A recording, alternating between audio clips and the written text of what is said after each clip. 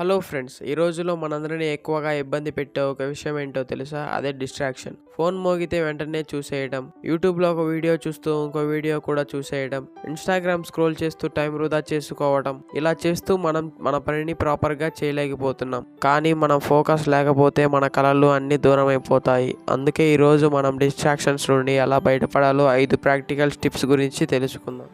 Tip number 1, చేతిలో నుంచి phone ఎలా తీసేయాలి.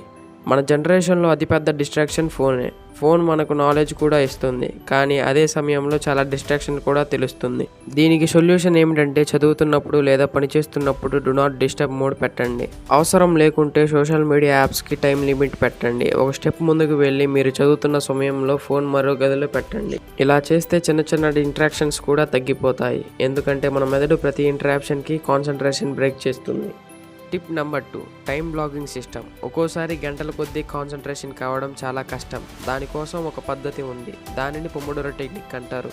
ఎలా అంటే 25 నిమిషాలు ఫుల్ ఫోకస్తో పనిచేయండి, తర్వాత 5 నిమిషాలు చిన్న బ్రేక్ తీసుకోండి. ఇలాంటి 4 సెషన్లు అయ్యాక 20 నిమిషాలు బ్రేక్ తీసుకోండి.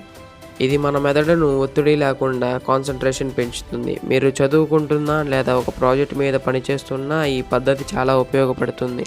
Tip number 3, to do list. మనలో చాలామందికి డిస్ట్రాక్షన్స్ రావడానికి కారణం మనం ఏ పని మొదలు పెట్టాలో చేయలేకపోతున్నాం.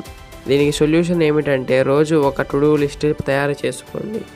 ఏ పనికి ఎక్కువ ప్రాధాన్యం ఉందో దానిని ముందుగా పెట్టండి. ఒక పని పూర్తి చేస్తే దానికి టిక్ కొట్టండి. అలా చేస్తే మీకు స్మాల్ విన్ అనిపిస్తుంది. ఆ సాటిస్ఫాక్షన్ వల్ల మీరు ఇంకో పనికి ఫోకస్ అవుతారు. ఇది ఒక పాజిటివ్ సర్కిల్ లాగా మారుతుంది. టిప్ నెంబర్ 4, సరైన వాతావరణం.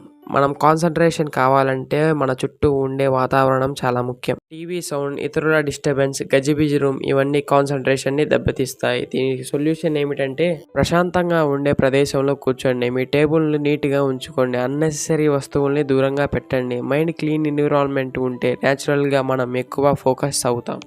మైండ్ఫుల్నెస్ అండ్ మానసిక విశ్రాంతి. మన మెదడుకు కూడా రెస్ట్ కావాలి కదా. ఎప్పుడు ఒత్తిడి పెడితే కాన్సన్ట్రేషన్ తగ్గిపోతుంది. దీనికి సొల్యూషన్ ఏమిటంటే, రోజుకి 10 నిమిషాలు మెడిటేషన్ చేయండి, చిన్న వాక్కి వెళ్ళండి, డీప్ బ్రీత్ ప్రాక్టీస్ చేయండి. ఇవి సింపుల్ అయినా మన మైండ్ని రిఫ్రెష్ చేస్తాయి. ఆ తర్వాత కాన్సన్ట్రేషన్ న్యాచురల్గా పెరుగుతుంది.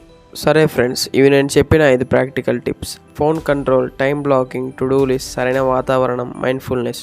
డిస్ట్రాక్షన్ పూర్తిగా ఆగిపోదు, కానీ మనం దాన్ని కంట్రోల్ చేస్తే మన ఫోకస్, మన ప్రొడక్టివిటీ రెట్టింపు అవుతాయి. 5 ప్రాక్టికల్స్ పాటించిన ఒక స్టూడెంట్ గురించి మీకు నేను చెప్తున్నాను. డిస్ట్రాక్షన్స్ తాత్కాలికం, కానీ నీ గోల్ శాశ్వతం. ఉదాహరణకు, ఒక స్టూడెంట్ ఎగ్జామ్కి సిద్ధమవుతున్నాడు. ఫోన్ నోటిఫికేషన్ వల్ల టైం వృధా అవుతుంది, కానీ అదే సమయంలో ఫోన్ పక్కన పెట్టి చదివితే పరీక్షల్లో మంచి మార్కులు వచ్చి టాప్ ర్యాంక్ వచ్చేది. తర్వాత వీడియోలో కలుద్దాం. ధన్యవాదాలు. ఈ వీడియో మీకు ఉపయోగపడితే ఒక లైక్ చేయండి, మీ ఫ్రెండ్స్కి షేర్ చేయండి. ఇంకా ఇలాంటి ప్రాక్టికల్ వీడియోల కోసం మా ఛానల్ని సబ్స్క్రైబ్ చేసుకోండి.